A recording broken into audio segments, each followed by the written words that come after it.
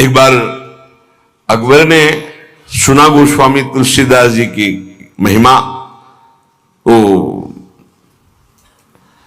कितना भी वो राजमद तो होता ही है, बुलाओ उनको और हमारी सभा में आकर चमत्कार दिखाएं। संतों ने सदैव इसलिए इन बादशाहों की आज्ञाओं का आदर किया है कि अगर नहीं जाएंगे तो कहीं ऐसा ना हो कि विपरीत भाव करके कुछ ऐसा आदेश कर दे जिससे भजन साधन करने वालों को भारी विघ्न पड़ जाए। मति है, राजमद है, कहीं उल्टा आदेश ना हो जाए, अपने लिए नहीं अपने धर्म में चलने वालों के लिए। गोस्वामी जी गए, उसने कहा, दिल्ली में था उस समय, उसने कहा कि कोई चमत्कार दिखाओ, आप सिद्ध हिंदू फकीर हो, कोई चमत्कार। कहा में तो राम राम राम, इससे ज्यादा कोई चमत्कार ही नहीं आता है। फिर कहा आप कोई चमत्कार दिखाइए, आप सिद्ध फकीर हैं तो कोई चमत्कार दिखाइए। उनका हाथ जोड़ के कहता हूं मुझे कोई चमत्कार नहीं आता, मैं तो सिर्फ राम राम राम यही जपता हूं। बोले आप जान रहे हो किससे बात कर रहे हो? हाँ आप बादशाह हैं। बोले आपको दंड भी दे सकते हैं? तो बोले दे सकते हैं, बस राम राम, इससे आगे मैं जानता ही नहीं कोई चमत्कार। बंद कर दो उन्हें, जेल में बंद कर दो। वो ये परीक्षा करता था, जब सिद्ध चमत्कार कोई निकल आता था तो घुटने टेकता था, अन्यथा बादशाह तो था ही।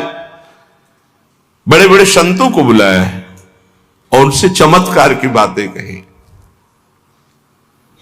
गोस्वामी जी को जब जेल में बंद किया तो उन्होंने हठीले हनुमान जी का स्मरण किया कि देखो भाई, हमें तो कोई चमत्कार आता नहीं महाराज, आप जानते हो वो आपके हम दास हैं, और स्वामी की बेइज्जती आपको भी पसंद नहीं आएगी। सब कहते हैं कि गोस्वामी सियाराम का दास है और आप भी सियाराम के दास हैं महाराज, अब आप देख लीजिए। करोड़ों असंख्यों न जाने कहां से बानर प्रकट हुआ कि ऐसे कि कंगूरा पकड़ करके बिल्डिंग को उखाड़ उखाड़ के फिर विध्वंस शुरू हो गया।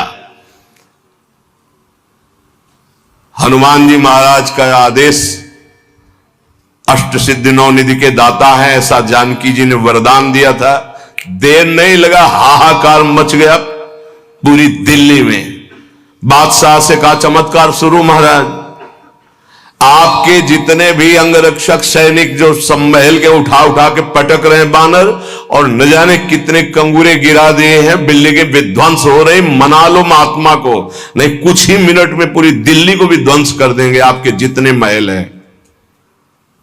तुलसीदास जी के चरणों में गए, प्रणाम के बोले पहले चमत्कार दिखा दे। बोले अब भी कह रहा हूं कोई मेरा चमत्कार नहीं, हम सिर्फ राम राम जानते हैं। ताज उतार के रख के चरणों में बड़े सम्मान से विदा किया। केवल नाम, विश्वास एक राम नाम को। एक ऐसे महापुरुष हैं गोस्वामी तुलसीदास जी, हृदय से कहता हूं, जो प्रेम में, ज्ञान में, वैराग्य में, योग में सबसे बढ़े चढ़े हैं। किसी भी विषय को देख लो, रामचरितमानस में सरल भाषा में ज्ञान, वैराग्य, भक्ति, दैन्यता, योग, बोध सब विराजमान है। बड़े अद्भुत महापुरुष, दैन्यता की तो मूर्ति और ज्ञान के समुद्र हैं, और वैराग्य की चरम सीमा है, चरम सीमा। और अनुराग का तो कहना ही क्या है। कह रहे मानत नहीं परतीति, ये कोई विश्वास नहीं कर पा रहा नाम पर। एक माया का ऐसा प्रभाव है, क्योंकि नाम पे विश्वास हो गया, काम बन गया। जितने महाभागवत भक्तों के चरित्र हैं आप पढ़कर देख लीजिए, सब नाम प्रेमी पाए गए। और जहां नाम नहीं है तो वहां देखा है सब साधन करने पर भी प्रमाण है, एक नहीं लाखों प्रमाण ऐसे मिले हैं। कल भी आपको बताया था, ऐसे आए, बहुत सुंदर साधन चल रहा है, लेकिन उनका प्रश्न था मेरा मन चंचल और अशांत है। बस सरल भाषा में समझ लीजिए, एक उदाहरण दे चुके सत्संग में कई बार कि एक संत ने प्रेत सिद्ध किया। गुरु प्रदत्त मंत्र से। प्रेत प्रकट हुआ और कहा कि हमें काम बताओ, नहीं हम उठा के पटक देंगे। तो जहां काम बताते चट्ट कर देता वो, अब काम बताओ, नहीं उठा के पटक देंगे। वो परेशान हुए, बोले 2 मिनट तुम इस काम को बराबर करते रहो, मैं आ रहा हूं। गुरु जी के पास गए, बोले तो आफत हो गया। वो कह रहा काम बताओ, नहीं तो उठा के पटक देंगे। तो वो काम बताओ, पटकने का नंबर कैसे आएगा? एक खंभा गाड़ दो, उसे कहो चढ़ो उतरो, जब और काम होगा तो बताएंगे इसी में चढ़ो उतरो। हाँ, तो जानते हो प्रेत कौन है? मन। अगर इसको काम में नहीं लगाया तो उठा के पटक देगा किसी विषय में ले जाके। क्या करो? नाम का खंभा गाड़ दो, राधा राधा राधा, चढ़ो उतरो, राधा राधा राधा, जब कोई काम होगा तो बताएंगे राधा राधा राधा, सिद्ध हो जाओगे। नहीं, उठा के पटक देगा काम में, क्रोध में, लोभ में, मोह में, मद में, मत्सर में। इसके बहुत तरीके हैं, समझ ही नहीं पाएगा। बाद में समझ में आता है कि गिर गए, गिरते समय समझ में ही नहीं आता गिरते हैं। ऐसा विचित्र इसका आकर्षण है मन का। तो मानत नहीं प्रतीत अनत ऐसोई स्वभाव मन बाम को। ये विरुद्ध चलता है, शास्त्र विरुद्ध चलता है, गुरु के विरुद्ध चलता है, मन के विरुद्ध चलता है। बड़ा विचित्र खेल है। जैसे आप खिड़की से देख रहे हो, नीचे वाला देख ना पा रहा हो कि तुम्हें देख रहे, ऐसे गुरुदेव सबको देखते रहते हैं, हर दृश्य को देखते रहते हैं। गुरुदेव कौन है? प्रभु है, प्रियालाल ही है, वो सब देखते रहते हैं। आपको लग रहा है मुझे कोई नहीं देख रहा, वो देख रहे हैं। ऐसो स्वभाव मन बाम को, हरि की गुलामी छोड़कर, हरि की दास्ता को छोड़कर, रुपये की, भोगों की, नाना प्रकार की वासना की गुलामी स्वीकार करता है, वो कभी गुरु का शिष्य नहीं हो सकता, गुरु का पट्टा नहीं हो सकता। गुरु मेहरबान, चेला पहलवान। यदि गुरु की कृपा है तो काम क्रोध लोभ मोह मद मत्सर धज्जियां उड़ाता है, वही उपासक है। जो घुटने टेक कर भोगों में बैलेंस बना के चलते हैं, वो गुरु कृपा पात्र नहीं होते। वो ऐसो ही स्वभाव मन बाम को, बाम विरुद्ध आचरण करना, मुंह छुपाते हैं, कहीं गुरु की दृष्टि न। वो देख रहे हैं, वो ऐसी जगह से देख रहे हैं जहां तुम्हारी दृष्टि नहीं हो, एक एक चाल देख रहे हैं। वो छुप के सोचता है कि मैं निकल गया, वो देख नहीं पाए, और तुम्हारा छुपना, तुम्हारा निकलना वो सब देख रहे थे, पर वो मुस्कुरा रहे थे। बेटा, ये तुम अपने आप को फंसा रहे हो, कहीं और कोई छल कपट नहीं कर रहे, अपने आप का नाश कर रहे हो। अगर तुम इस तरह से अपने जीवन को व्यतीत करने को ठाना था तो ये कंठी और तिलक, ये भगवत मार्ग क्यों स्वीकार किया था? खूब संसार में राग रंग में मगन कौन किसको देखता है? यदि तुम्हारे ऊपर कृपा हुई है तो सही मार्ग का अनुसरण करो, विरुद्ध मार्ग क्यों स्वयं अपने हृदय में क्यों बैठा ले हुए हो? स्वयं पतन के मार्ग में क्यों जा रहे हो? पर गोस्वामी जी कह रहे, मेरे कुटिल मन का स्वभाव बन गया है कि इसे विश्वास नहीं हो रहा प्रभु के नाम पर, और ये विरुद्ध चल रहा है। आगे कह रहे, देखो बहुत ऊंची बात कह रहे हैं, बस पकड़ ले। उन महापुरुष ने बताया कि मैं वेदांत का अनुशीलन करता हूं, तो पढ़िबो पर्यो न छठी छमत ऋगु जजुर अथर्वन साम को, व्रत तीरथ तप शून्य सहमत पची मरे करे तन छाम को, विश्वास एक राम नाम को। पकड़ लो भाई। कह रहे ये पढ़िबो पर्यो न छठी न्याय शास्त्र, वैशेषिक, सांख्य, योग, मीमांसा, वेदांत, ये 6, और ऋगु जजुर अथर्वन साम, ऋग्वेद, यजुर्वेद, अथर्वेद, सामवेद, ये 4 वेद।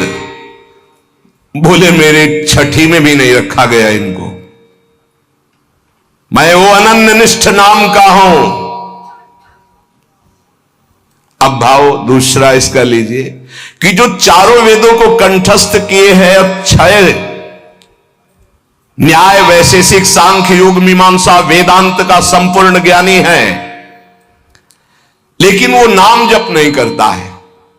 बस ये बात हमने देखी है, ये देखी है, इसी में चले हैं। नाम जप नहीं करता और व्रत भी करता है, तीर्थ भी स्नान करता है, तपस्या भी करता है, तो सुन सहमत पच मरे करे तन छाम को। पच पच के मर जाए तो भी वो अपने मन को भगवदाकार नहीं कर सकता। ये पक्का। ये भाई शायद है आप लोगों में कोई ऐसा हो जो इनमें प्रवेश पाए हो, ऋग्वेद, सामवेद, अथर्ववेद, यजुर्वेद या न्याय शास्त्र, वैशेषिक शास्त्र, सांख्य शास्त्र, योग शास्त्र, मीमांसा शास्त्र, वेदांत शास्त्र। इसके बाद व्रत तीरथ तप सुनि सहमत पच मरे करे तन छाम को। वो व्रत भी करते थे, रोज गंगा स्नान, रोज देव आराधन, रोज वेदांत अनुशीलन, बड़े अच्छे वयोवृद्ध हो चुके। फिर उन्होंने कहा मैं पर्दा करके नहीं बोल रहा हूं, खुला बोल रहा हूं, सच्ची बोल रहा हूं कि मेरा मन बहुत चंचल है और अशांत है, धन्य है। इस समय जो गोस्वामी जी कह रहे हैं कि सहमत पच मरे करे तन छाम को, चाहे उपवास करके शरीर छीड़ कर दे, पच पच कर मर जाए तो भी बिना नाम जप के स्थिति नहीं आ सकती। पक्का। इसलिए पक्का कि इसी मार्ग में चला, इसी मार्ग में। जैसे कागभूषुंड जी महाराज कह रहे कि सकल कर्म कर थक्यो गोसाई और सुखी न भयो आजु की नहीं, पायो परम विश्राम राधा राधा राधा।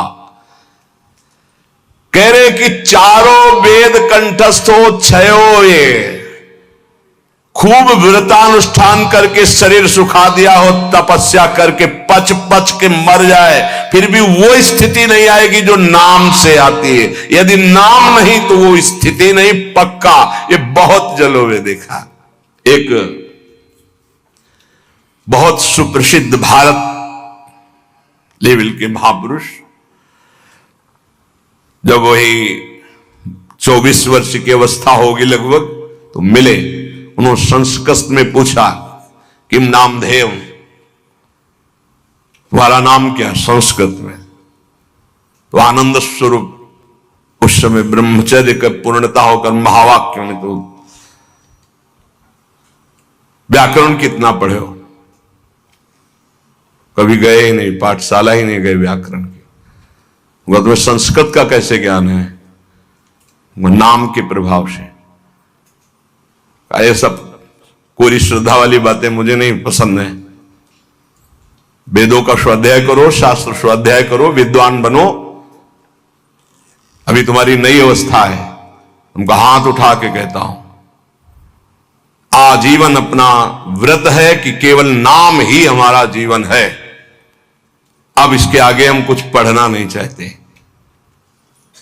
आज जो आप सुन रहे हो, ये वेदांती की नहीं बात सुन रहे हो, ये आप किसी व्याकरणाचार्य की बात नहीं सुन रहे हो, किसी शास्त्री और आचार्य की बात नहीं सुन रहे हो, एक गांव में पढ़े हुए एक अच्छा 9 के स्कूल के विद्यार्थी की बात सुन रहे हो। ये केवल नाम का प्रभाव है, जो हमें खुद पता नहीं कि हम क्या बोलने वाले हैं।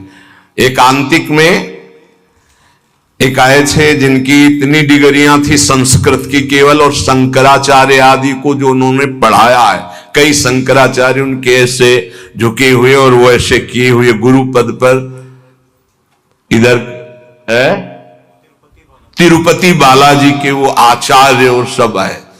वो कह रहे थे कि आपका प्रवचन सुन करके बस इतनी इच्छा हुई कि एक बार दर्शन करें। कि हमारा प्रवचन, इतनी डिग्रियां, इतने बड़े, तो ये हमारा प्रवचन नहीं है, ये नाम का प्रताप है, बस केवल नाम का प्रताप। सत्य मानो, विश्वास कर लो। गोस्वामी जी कहते कि बस ये मानत नहीं प्रतीति अनंत ऐसो इस स्वभाव मन बाम को। ये पकड़ नहीं पा रहा, खुली बात रखी है, कोई ऐसा ज्ञान नहीं है जो यहां स्फुरित ना हो जाए यदि नाम चल रहा है। किसी भी जिस क्षेत्र की कभी चर्चा नहीं सुनी, कभी गए नहीं, कभी देखा नहीं, उसका प्रश्न होता है और ऐसा श्री जी उत्तर दे देती है कि बाद में पूछते कोई संशय, बोले कोई संशय नहीं। और जब हम उसको उत्तर सुनते हैं खुद, तो हम श्रोता बन के सुनते हैं, वक्ता कोई और था। केवल नाम नाम मान लीजिए। तो कह रहे करम जाल कलिकाल कठिन, आधीन सुसाधित दाम को, ज्ञान विराग जोग जप तप भय लोभ मोह को काम को। गजब कर दिया। गोस्वामी जी कह रहे हैं ये सब साधन करके पच पच करके मर जाओ, अगर नाम जप नहीं कर रहे तो जो स्थिति चाहिए वो नहीं आएगी। कर्मकांड कर लो, कलयुग है, धन की लालसा रखोगे, जो बोलोगे जो करोगे उसके अंतर में होगा धन। भगवान की चर्चा, भगवान का नाम, भगवान की महिमा अमोघ अनंत। तो तुमको कहां विश्वास है प्रभु पर? तुम किसी व्यक्ति के देने से चल रहे हो, प्रभु पर यही ज्ञान विराग हम नहीं कह रहे, गोस्वामी जी कह रहे, जोग जप तप भय लोभ मोह को काम, करम जाल कलिकाल कठिन, आधीन सुसाधित दाम को, विश्वास एक राम नाम को। ये दशा क्यों है? विश्वास नहीं है प्रभु पर। किसी ने प्रश्न किया एकांतिक में कि मैं भगवत चर्चा करता हूं, नाम कीर्तन करता हूं, उसके बदले में भेंट लेता हूं और परिवार का पोषण करता हूं, क्या दोष है? कदापि नहीं। तय मत करो। आप नाम कीर्तन भगवत चर्चा करते हो, अगर उसमें चढ़ गया उससे परिवार का पोषण करो। लेकिन अगर जबान से हमने 1 घंटा कीर्तन किया और कह दिया कि हमें 100 रुपया दे दो, तो हमने 1 घंटा कीर्तन की कीमत 100 रुपए में बेच दी। ये नहीं करना, हमें तय नहीं करना। कौन मानने के लिए तैयार है बात? वही जिसको भरोसा केवल प्रभु का है।